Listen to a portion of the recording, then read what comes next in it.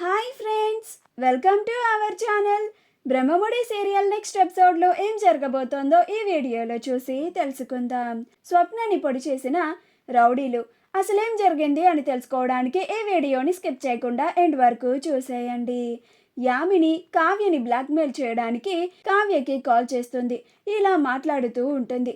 చిన్నప్పుడు మనం ఒక స్టోరీ వినేవాళ్ళం, గుర్తుందా కళావతి? చీమా చీమా నువ్వెందుకు కుట్టావని అడిగితే నా పుట్టలో వేలు పెడితే కుట్టినా మరి అందంట.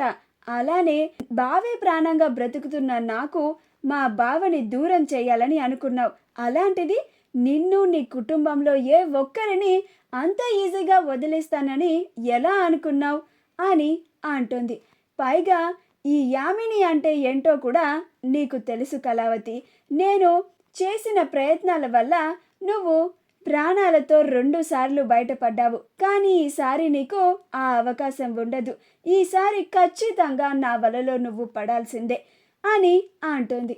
అప్పుడు కావ్య, ఏంటి యామిని, ఇప్పటి వరకు చాలా సునాయసంగా మాట్లాడి ఇప్పుడు బెదిరిస్తున్నావు, నన్నే బెదిరిస్తున్నావా నువ్వు అని అంటుంది.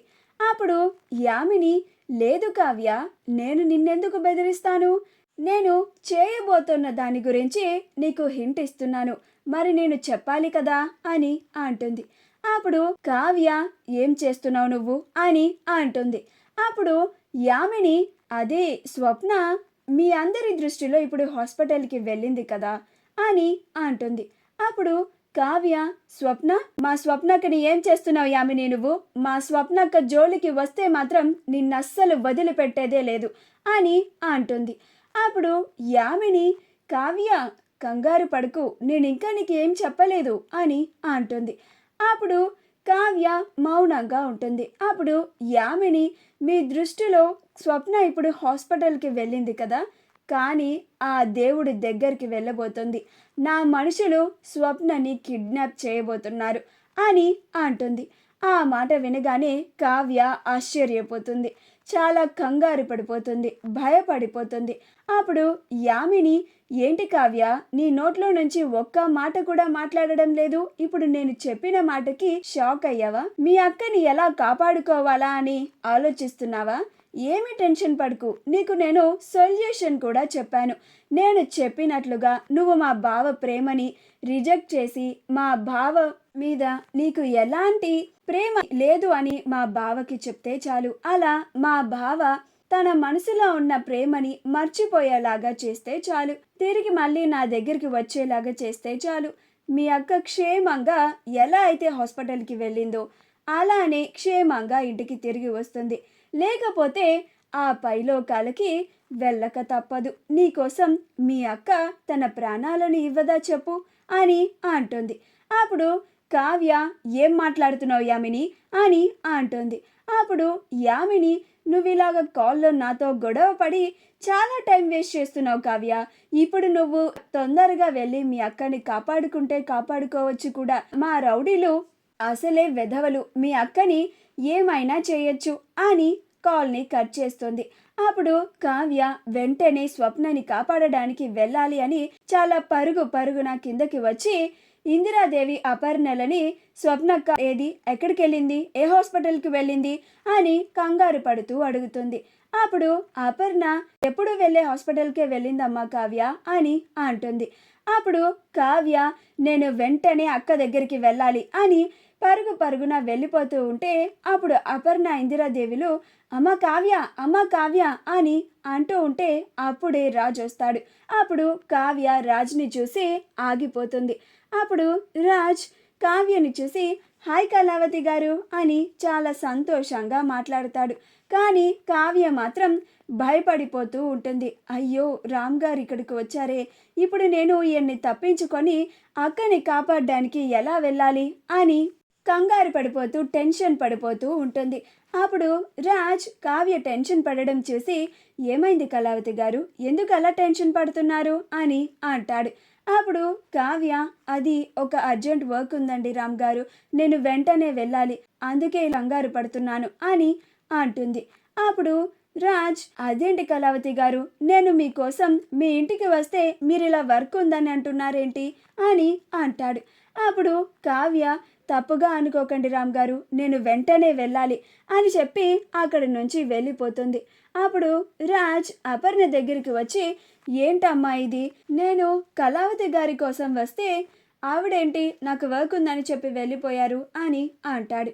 అప్పుడు అపర్ణ, అర్జెంట్ వర్క్ అంటుంది కదా నాన్న, నువ్వు ఇలారా, నీకోసం టిఫిన్ చేసి పెట్టాను అని అపర్ణ ఇందిరాదేవులు ఇద్దరు కలిసి రాజ్ని డైనింగ్ టేబుల్ దగ్గరికి తీసుకెళ్లి రాజ్కి టిఫిన్ వడ్డిస్తూ ఉంటారు.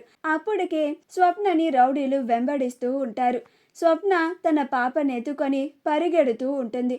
రౌడీలు ఏయ్ ఆగవే అని స్వప్న వెనక వెంబడిస్తూ ఉంటారు. కావ్య చాలా హడావిడిగా ఇప్పుడు అక్కడి ఎక్కడ వెతకాలి అని చాలా కంగారు పడిపోతూ మొత్తం వెతుక్కుంటూ వెళ్తూ ఉంటుంది. అలా ఒక చోట స్వప్న కారు కావ్యకి కనిపిస్తుంది.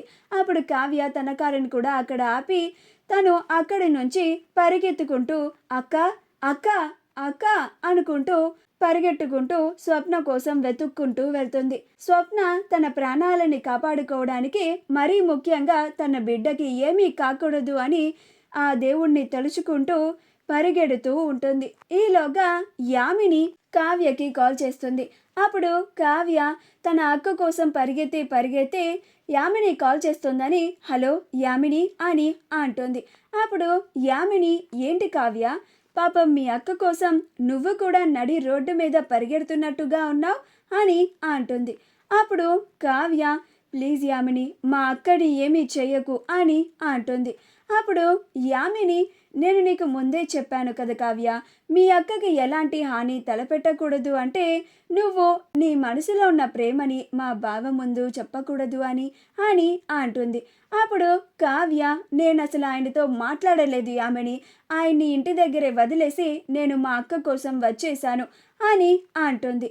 అప్పుడు యామిని, ఓ నువ్వు చాలా ఇంటెలిజెంట్ కావ్య, మా బావని ఇంటి దగ్గర వదిలేసి నువ్వు మీ అక్కని కాపాడుకోవడానికి ఇక్కడికి వచ్చావా, అంటే మీ అక్క ప్రాణాలు కాపాడి ఆ తర్వాత మా బావకి నీ మనసులో ఉన్న మాటని చెప్పడానికేగా నువ్వు ఇలాంటి పని ఏదో చేస్తావని నేను నా మనుషులకి ముందే చెప్పేశాను. నీకు కొంచెం మాత్రమే సమయం ఇచ్చాను, ఆ సమయం కూడా ఇప్పుడు పూర్తయిపోయింది. నువ్వు ఇంకా ఏమన్నా కాస్త లేట్ చేసినా కానీ నా మనుషులు అసలే రౌడీలు, వాళ్ళు మీ అక్కని చంపేయచ్చు అని కాల్ని కట్ చేస్తుంది. అప్పుడు కావ్య అక్క అక్క అనుకుంటూ ఇంకా పరిగెత్తుకుంటూ వెతుకుతూ ఉంటుంది. స్వప్న ఇంకా ఎక్కడా పరిగెత్తడానికి దారి కూడా లేక గుడి బయట తన పాపని ఎత్తుకొని నుంచొని ఉంటుంది.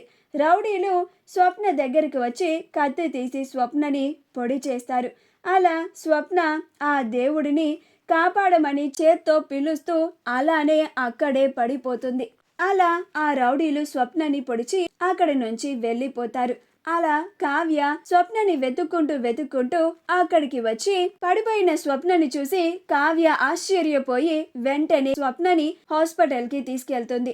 మా వీడియో కనుక మీకు నచ్చినట్లయితే లైక్ చేయండి, షేర్ చేయండి, మా ఛానల్ని సబ్స్క్రైబ్ చేసుకోండి, పక్కనే ఉన్న బెల్ ఐకాన్ని క్లిక్ చేయడం మాత్రం మర్చిపోకండి.